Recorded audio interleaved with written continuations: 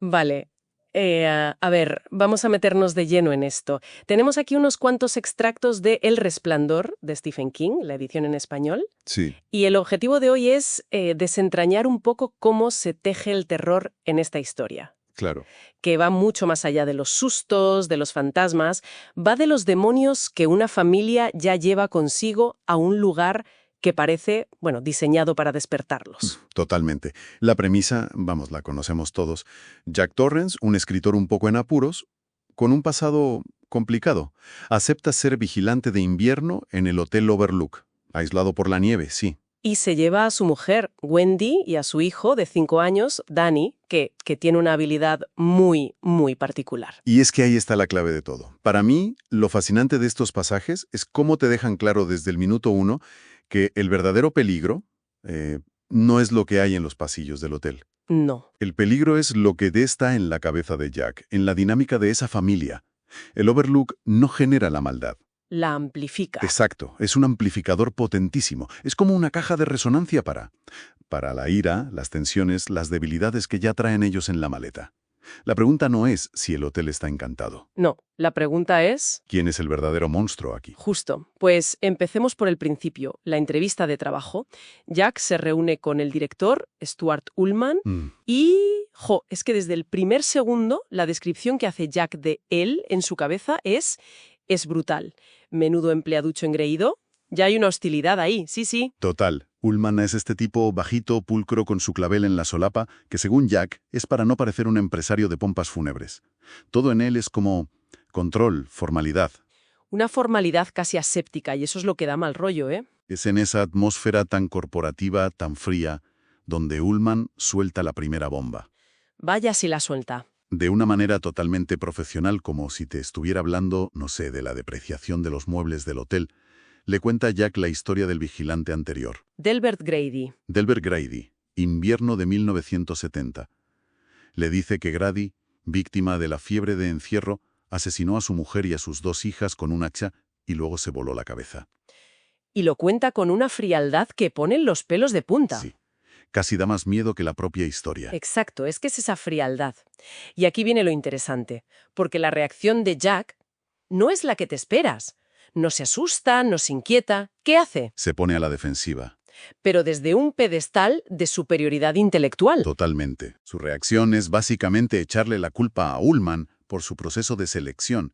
Le viene a decir que el error fue contratar a un hombre necio, alguien sin recursos internos, sin imaginación. Una persona vulgar. Eso, alguien que se aburriría hasta la locura. Pero Jack, Jack es diferente. claro, él es un dramaturgo, un hombre de letras. Él se presenta como inmune a esa fiebre de encierro, porque su mente es, bueno, un lugar mucho más interesante. Es una arrogancia. Es una arrogancia tremenda. Cree que su intelecto es un escudo. Piensa, eso le pasa a la gente normal, a los incultos, pero yo. Es una ceguera casi total ante el peligro. Sí, pero Ullman no es el único que le advierte. Luego conoce a Watson, el de mantenimiento, que le da una versión mucho menos... Muchísimo menos, vamos. Watson es el contrapunto.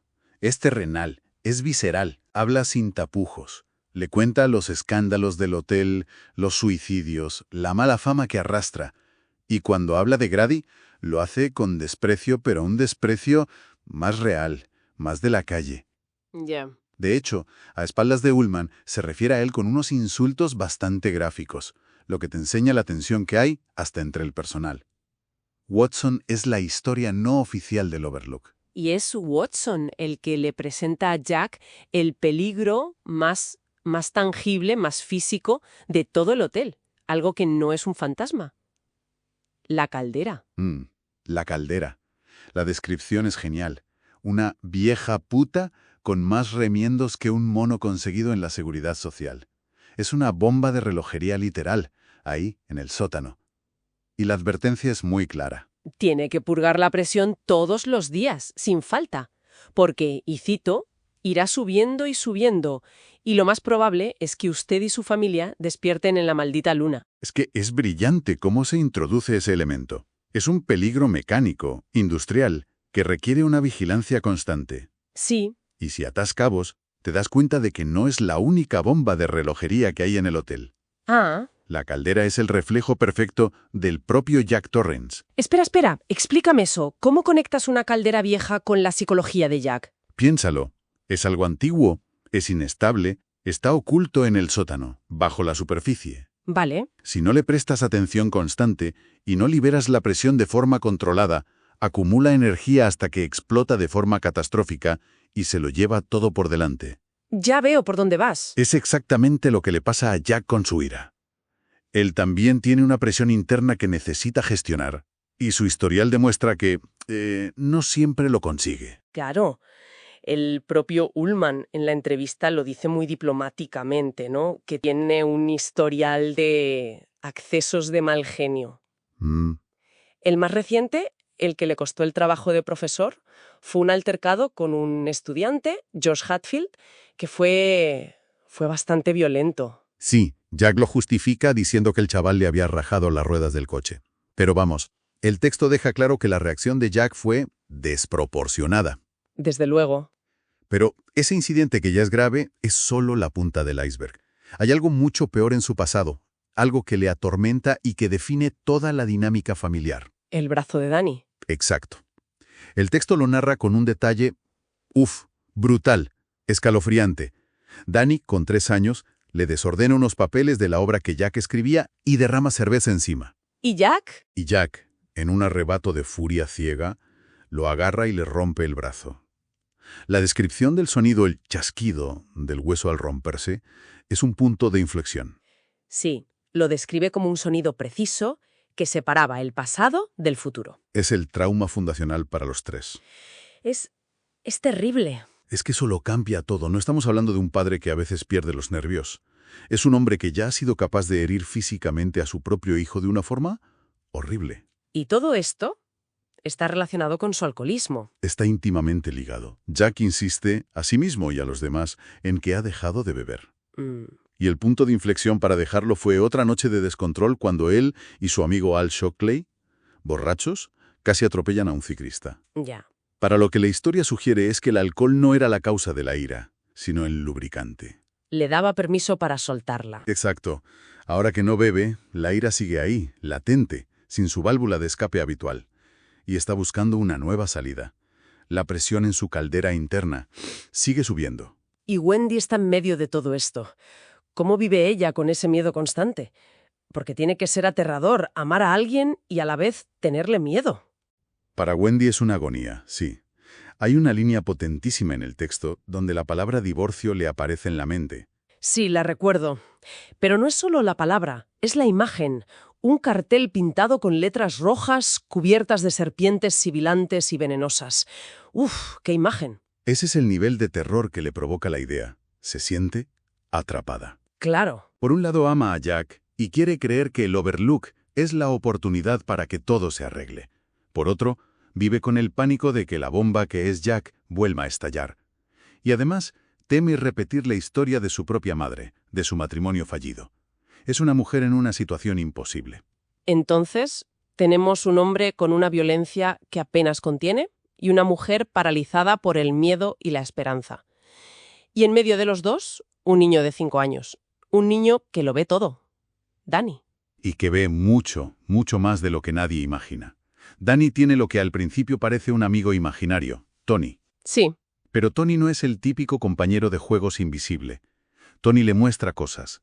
No le habla con palabras, le envía imágenes, visiones. Y no son visiones agradables, precisamente.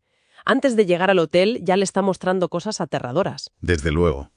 La más famosa, por supuesto, es la palabra que ve en el espejo del baño. Red Room. Danny no sabe leer, pero el texto dice que entendió que era un mensaje de horror. Es una premonición pura. Y no es la única, ¿eh? Ve destellos del hotel, la nieve aislándolos y la visión más terrible de todas. Una figura que es monstruosa y familiar a la vez, persiguiéndole por los pasillos, con un mazo de roqué. Y esa figura le grita algo que es escalofriante. Ven a tomar tu medicina. Que conecta directamente con el trauma de su brazo roto. Exacto. Danny sabe, a un nivel que no puede explicar, que el peligro del hotel está conectado con su propio padre. Un niño de 5 años cargando con eso. Es que es insoportable. Está completamente solo en esto. ¿Hay alguien que pueda entender qué le pasa? Sí, y su aparición es un momento de alivio increíble en la historia. Dick Halloran. Dick Halloran, el cocinero del hotel. El último día, antes de que el hotel cierre por el invierno, Halloran percibe algo en Dani. Y en una conversación que es increíblemente tierna y crucial, se acerca a él y le pone nombre a lo que le pasa. No lo trata como una fantasía. Para nada, no lo descarta, lo llama el esplendor. ¿El esplendor qué es exactamente? Pues Halloran le explica que es un don, una capacidad para ver cosas que los demás no ven, como una segunda vista. Le dice que tanto él como Dani pueden ver ecos del pasado y a veces destellos del futuro. Ya. Le explica que las cosas terribles que han pasado en el hotel han dejado una especie de residuo psíquico. Y usa una analogía maravillosa para tranquilizarlo. ¿La del libro de cuentos? Justo. Le dice que esas visiones son como pedacitos que andan dando vueltas por ahí, como las figuras de un libro. Pueden asustar, pero no pueden hacerle daño. Eso es muy importante. Le da una herramienta para no sentirse tan abrumado. Pero al mismo tiempo que le dice que no pueden hacerle daño, también le da una advertencia muy, muy específica, ¿verdad? Sí, y eso es lo que equilibra la balanza. Le dice que, bajo ninguna circunstancia, entre en la habitación 217. Ahí es nada. Halloran admite, con un miedo que se nota, que él mismo vio algo malo allí una vez. Y esta conversación es vital por dos razones. Primero, valida por completo la experiencia de Dani. Claro, por primera vez un adulto le cree. Y comparte su don, ya no está solo. Y segundo, confirma que, aunque las visiones sean imágenes en un libro, hay sitios en el hotel donde esas imágenes son mucho más peligrosas. Halloran se convierte en su único aliado. Su única línea de vida en el infierno que se avecina. Básicamente. Vale. Recapitulemos. Pongamos todas las piezas en el tablero. Tenemos un hotel con un pasado sangriento que parece tener una especie de consciencia propia. Tenemos un aislamiento geográfico total, 5 meses rodeados de nieve. Dentro, un hombre con un historial de alcoholismo y violencia que está a un mal día de explotar. A un mal día, sí. Una mujer que vive en un estado de negación y miedo. Sí. Y un niño con un don que le obliga a ver toda la maldad, pasada y futura, que impregna el lugar. Es la tormenta perfecta. Cada elemento está diseñado para presionar las grietas que ya existen en la familia. Claro. El aislamiento les corta cualquier vía de escape.